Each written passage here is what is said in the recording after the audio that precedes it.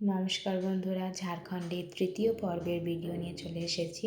তো আমরা রাতের বেলা রেডি হয়ে সবাই চলে গেলাম বিয়ের মণ্ডপের ওখানে, যেখানে বরকনেকে বসানো হয়েছে। অ্যাকচুয়াল ছোটো মামার ছেলের বিয়ে আগেই হয়ে গেছে, তো এটা ছিল রিসেপশন কাম বিয়ের অনুষ্ঠান। তো এখানে বর বউ একসাথেই বসেছিল, আর এখানে নাচেরও ব্যবস্থা করা ছিল। এখানে বুঝলাম যে ঝাড়খণ্ডের বিয়ে বাড়িতে নাচটাকে খুব ইম্পর্টেন্স দেওয়া হয়, তাই সব জায়গায় নাচের ব্যবস্থা করা হয়েছে। তো এইখানে সবাই নাচ করছিল আর আমরা ঘুরে বেড়াচ্ছিলাম, ফটো তুলছিলাম। তো সমৃদ্ধি, অস্মিতা, তারপরে সম্পদ, ওরা তাও একটু নাচ করছিল নিজের মতো করে। আর এখানে প্রথমে বিউ একটু রাগ করেছিল, ওকে ফুচকা খেতে চাইছিল, ফুচকা দেওয়া হয়নি বলে। তারপর যখন ফুচকা দেওয়া হলো তখন ও ফুল মুডে চলে এলো, ফুচকা খেতে খেতে পুরো ফুল ফর্মে নাচ করতে শুরু করছিল। নাচের তালে তালে এই পুরো এক্সপ্রেশনটা দেখে আমার ভীষণ হাসি পাচ্ছিলাম। যতবার এই ভিডিওটা দেখছি ততবারই আমার খুব হাসি পাচ্ছে, যে ওর এক্সপ্রেশনটা আমার খুব মিষ্টি লাগছিল। তো আপনাদেরও কেমন লাগছে অবশ্যই কমেন্ট করে জানাবেন। তো ও খুব আনন্দ সহকারে ফুচকা খেতে খেতে নাচ করলো। আর বিয়েবাড়িতে একটা রাখা ছিল, যেটা ফোনটা লাগিয়ে দিলে গোল করে ঘোরে। তো এটার নাম আমি জানি না, আমি আগে ভিডিওতে দেখেছি, তো ফাঁকাই ছিল। তো বরকে বললাম চলো আমরা উঠে পড়ি, মানে আগে বারবির সাথে প্রথমে করলাম, তারপরে বরের সাথে বসে কি করতে হয় সেভাবে কিছু জানি না, কিন্তু দাঁড়িয়ে পড়েছিলাম আর ফোনটা নিজে নিজে ঘুরছিল। তো ভিডিওটা হলো, আর এখানে এই যে সমৃদ্ধি ওরা নাচ করছিল, আর আমরা এখানে ঘুরে ফটো তুলছিলাম সবাই মিলে, যেহেতু আমাদের মানে আমার শ্বশুর বাড়ির তরফ থেকে সবাই এসেছে, তো সবারই সাথে ফটো তোলা হচ্ছিল। এখানে ওরা নাচ যখন করছিল তখন আমরা গেলাম যে মামা ছেলের সাথে ফটো তুলে আসি নতুন বউয়ের সাথে। তো আমি সমৃদ্ধিকে নিয়ে যাইনি, ওরা নাচ করছিল বলে। এখানে বিহু আর বর আমরা তিনজনে মিলে মামা ছেলের সাথে গেলাম, ওখানে ফটো তুলে এলাম।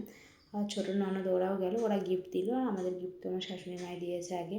তো এখানে ফটো তোলা হলো, তারপরে এখানে বর কনে দুজনে একসাথে ডান্স চলছিল। ওই যে বললাম ওদের বিয়ে যেহেতু আগেই হয়ে গেছে, তাই ওরা একসাথেই বসেছিল আর এখানে একসাথে ডান্স করছিল। তো বেশ ভালো লাগছিলো, সবাই দেখছিল আর আমরা ভিডিও করছিলাম।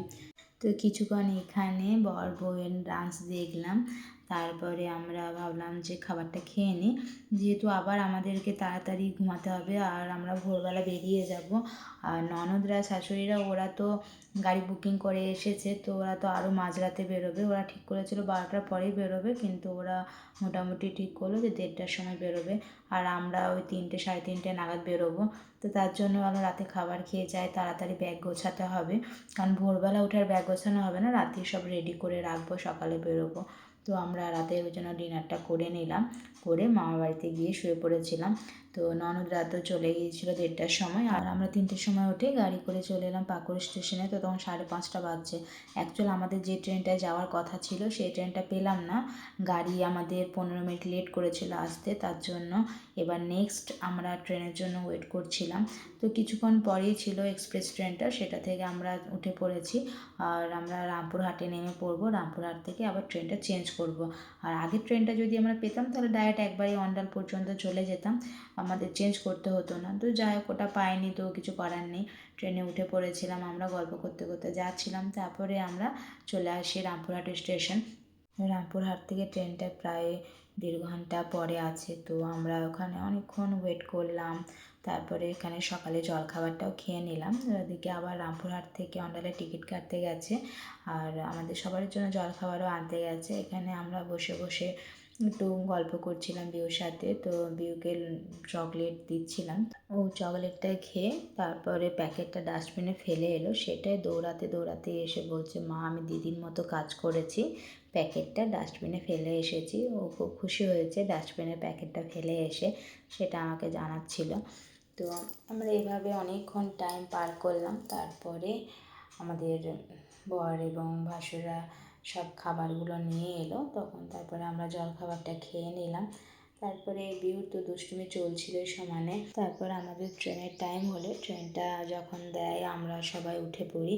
তো ট্রেনটা রামপুরহাট থেকেই ছাড়বে, তার জন্য আমরা ট্রেনে উঠে সবাই এক জায়গাতেই বসে পড়েছি।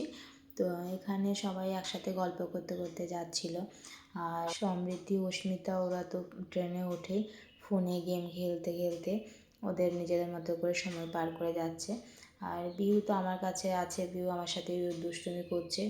পুরো ট্রেনটাতে যতক্ষণ আমরা জার্নি করে এসেছি বিউকে সর্বক্ষণ কিছু না কিছু একটা খাবার জিনিস দিতে হয়েছে।